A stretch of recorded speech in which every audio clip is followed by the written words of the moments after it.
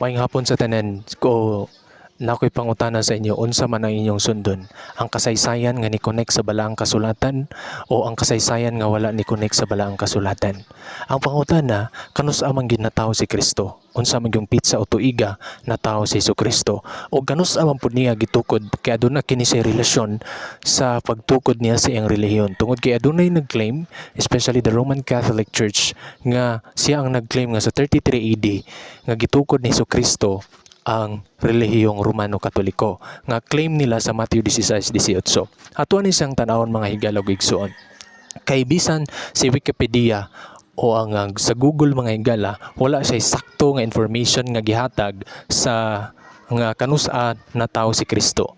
Gani duha ka buok no ang iyahang gihatag tungod kay adunay biblical nga interpretation sa kasaysayan, kay nakonek ang kasaysayan duha iyang gihatag no. So sa Wikipedia naghatag siya nga si Jesus Christ natawo sa 4 BC. Ang isa pod iyang gihatag natawo si Jesus Christ sa 6 BC. Okay? So kaning sa uban nga sa 33 AD nga si Jesus Christ kanang iyang gitukod ang relihiyong Katoliko, atong tan-awon mga higala kung gitukod ba gyud ni Jesus Christ o naa pa ba siya ana, patay na ba siya?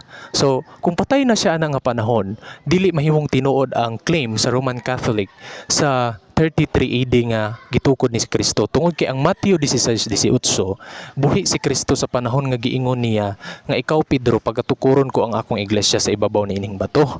So ang claim sa Roman Catholics is ana nga tuig sa 33 AD mao na ang nasa gisgutan sa Matthew 16:18. Okay? So ato na siyang tan-awon kung unsa ka tinuod. So kanusa amang gyud ay natawo si Kristo base sa balaang kasulatan. Ang pinaka main nga text nga to ang hatagan og pagtagad mga higala is ang Luke chapter 3 verse 23 nga sa panahon nga gibaptize si Jesus Christ 30 iyang edad. Ang pangutana karon kung gibaptize siya sa 30 ang iyang edad, so kanusa amang tuiga sa panahon nga gibautismohan siya?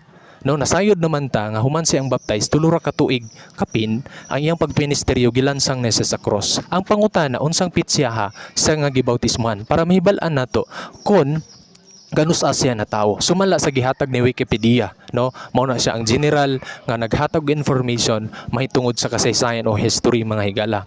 So asa may sakto ato na tao si Jesus Christ sa 6 BC o sa 4 BC atong tanawon. So ang para may bal-an nato nga tinuod ba gyud nga sa 33 AD gitukod ni Jesus Christ ang Roman Catholic Church or dili? O asa may saktuan ni sa kasaysayan nga makonek sa balang kasulatan. Now, atong usisaon mga higala, no? 30 iyang edad sa diyang gibautismohan siya, sumala sa balang kasulatan. So ang claim sa uban, so 1 BC gyud natawo si Christ kay pagka 180 day siya natawo. Kay kung 180 siya, so meaning 30 AD siya na gibautismohan, so 30 po diyang edad o 3 years, so 33 bago siya namatay, iyang giignan si Pedro nga tukuron niya ang iyang iglesia, pinaagi kaniya. Pero ang point karon unsa nato pagsiguro nga 30 AD gyud kay wala man naghatag si Wikipedia ana bisan ang history o uban nga kasaysayan. So atong siguraduhon sa edad niya nga 30 iyang edad unsa mang pitsahan na sa gibautismohan.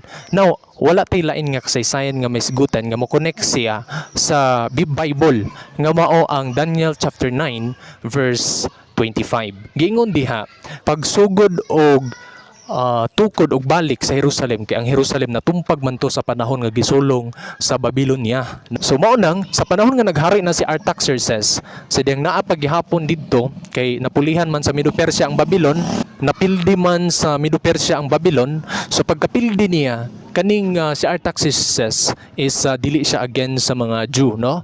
Sa mga Israel nga katawhan. Mao tong nagcommand siya nga iyang suguon og patukod og balik ang building o ang templo sa Israel, no? So mao to mga higala didto daw nagsugod nga didto magsugod og count nga sa Daniel chapter 9 verse 25 nga ang Messiah i-anoint siya, no? Messiah meaning anointed one, no? Pilion si Jesus Christ nga sulod sa 69 weeks. So kung literal lang na siya nga 69 weeks, so wa ginay bili nga kasaysayan. Pero kung imo na siyang hubaran sa Ezekiel chapter 4 verse 6 nga nag-ingon dito mga higala nga gihatag kanila ang isa ka adlaw nga mahimo siyang isa ka tuig. So ang isa ka adlaw sa Dios mahimong isa ka tuig sa iyang katawhan. So meaning kanang 69 weeks mahimo na siyang 483 years or days or years mga higala. So tuig na siya.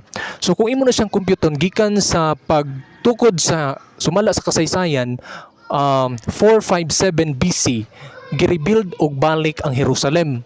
So 69 weeks, so 483, imo lang na siyang minusan sa 456, no? 456 kay ang BC counting is always -1. Again, no, akong ibalik nga mag-count ka sa BC counting is always -1 siya tungod kay sama sa relo mag-start ka og 4 BC alauna padulong sa alas 4 tulo ra na ka oras imong trabaho. The same thing gihapon nga sa time sa BC counting, no, kay inana ang ihang counting, no, para masabtan nato. So automatic ato siyang isubtract minusan nato ang 483 sa 456. Ang resulta na mga kaigalan 27 AD. So meaning natao si Jesus Christ, nagibaptize si Jesus Christ sa 27 AD. So kung pabalik ka 27 AD, 30 ang iyang edad, pabalik ka so 4 BC siya natawo mga higalag igsoon. So ang kasaysayan nga adunay connection sa balaang kasulatan sakto ang 4 BC. So kamo ang magbalanse asa inyong pilion mga higala nga adunay connection. So kanus siya namatay? 31 AD siya namatay. Kung 31 AD siya kay 3 years raman iyang work gikan sa 27 AD, 33 iyang edad kay 30 man iyang edad sa panahon sa 27 AD. So mag-count ka og 3 years, that is that is 31 AD. So kung 31 AD siya namatay, so dili tinuod ang claim sa Roman Catholic nga 33 AD gitukod ni Jesus Christ sumala sa Matthew 16:18 tungod kay patay naman siya ana. So ang ila pong giingon nga si Pedro ang gibilinan, pero ang claiman ang Matthew 16:18 buhi pa man si Kristo ana sa panahon nga iyang gisultian si Pedro. So mga higala og igyalag igsoon kamo ang magtimbang-timbang asa ang tinuod nga prophecy, ang prophecy nga wala na connect sa balang kasulatan o ang prophecy nga na-connect sa balang kasulatan. Ang atong gisulti, no, nga adunay koneksyon o relasyon sa balang kasulatan. Daghang salamat sa sunod nga higayon ato na pong paghisgutan. Bye-bye.